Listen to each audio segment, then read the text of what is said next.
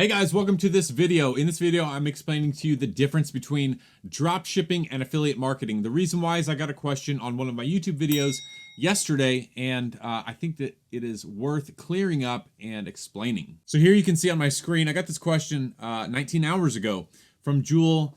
Jewel says, what is the difference between what you were doing, drop shipping and affiliate marketing?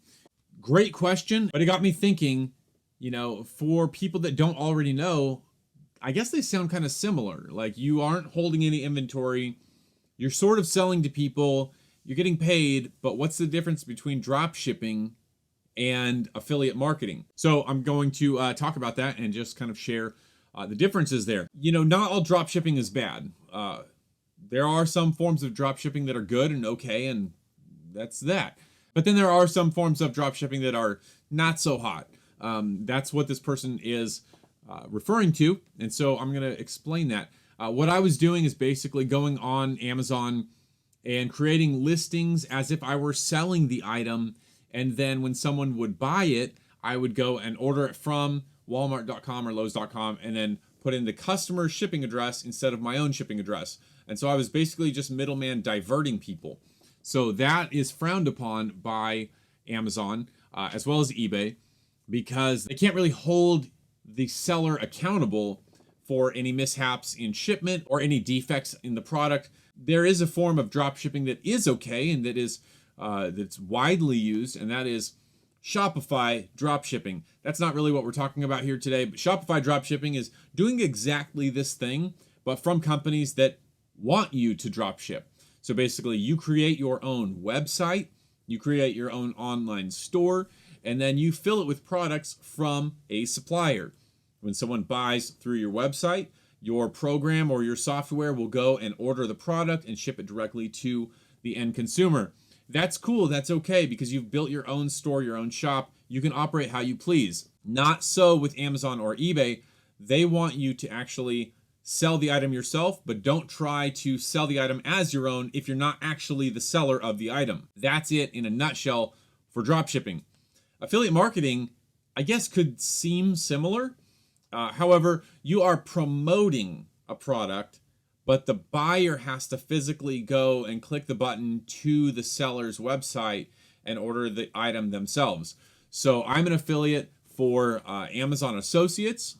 So Amazon's affiliate program, basically most YouTube content creators or YouTubers are affiliates for Amazon. So if you go into the description of any of my videos or any videos of resellers whose YouTube channels you follow or subscribe to on YouTube, go into the descriptions of their videos and you'll see Amazon short links, amzn.co, whatever.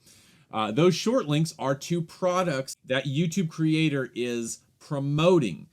When you click on that, it takes you to Amazon and you can buy directly from Amazon or from whatever seller is selling on Amazon to get that product. When you do that, a cookie is placed on your computer and Amazon can track where that click came from. So in my example, if you go in the description of this video and you find the 110-pound shipping scale that I promote, I think it's one of the products that I have the most sales of.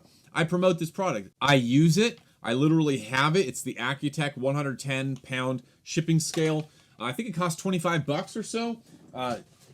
When you go click on that, Amazon puts a cookie on your computer and can track whether you buy it or not. When you buy it, Amazon says, hey, good job, Nick. Here is this little commission. They are not great commission percentages. Let me just tell you that. It's about 4 to 5% depending on what you are promoting. Now, this is no extra cost to the buyer at all. In fact, here's how Amazon does this. Whenever you buy an item from Amazon, the seller of that item is actually charged a certain percentage depending on what the item is. So in this case, this is a 4% earning for me as the affiliate, which means Amazon collects 8% total. And so if there's not an affiliate linked to that item, Amazon collects the full 8%. If there is an affiliate marketer attached to the sale of that item, the affiliate marketer gets 4%, and Amazon gets 4%. None of this is any cost to the buyer. It's in fact a cost to the seller of the item. However, Amazon is going to get their full 8% if there's no affiliate marketer attached to it. But if there is, then Amazon splits that affiliate commission with the affiliate themselves. I hope that makes sense. Basically, affiliate marketing is just promoting products and then getting a kickback from the company, whatever company that might be, for promoting. Just a list of things that I'm an affiliate for. Vendoo. I am a diehard believer in Vendoo, the cross-listing software. I'm an affiliate for them. I use the product. I love the product. I don't know that I will ever stop using the product. It's incredible. Amazon Associates. I buy from Amazon every month, as do most people. I have a Prime account. I love buying from Amazon. It's fast, easy, simple. It's just everything you need is right there. So I promote a lot of products through there. And then things like Scoutly and Scout IQ. When I was an Amazon bookseller, I used Scoutly and Scout IQ at different times, and I heavily promote them. If you're a bookseller, you absolutely have to have one of these two apps. That's why I promote them. Because by promoting them, I spread the word to the viewers of my video.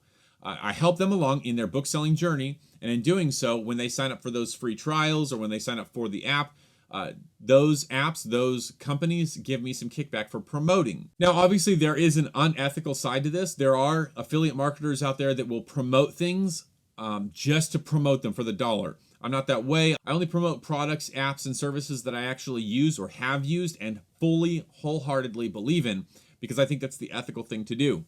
There are some websites out there where you can pick up affiliate offers and market them to your online audience. A lot of people do this and have no attachment to that product or that service or that business whatsoever. They just want the affiliate commission. And I guess that's okay. As long as you're doing it in an ethical way where you're trying to provide value and to provide help for people. There's an affiliate network out there called ClickBank. I'm an affiliate on ClickBank. I don't make a lot of money through them. However, I am an affiliate. On ClickBank, people can upload their programs, their info products, and that sort of thing. Well, some of those info products are rather sketchy, but they have a high sale rate, which means that there are people that are selling these sketchy things that I kind of view as unethical, that you would sell something like this because it's just not good for the end consumer in a general sense.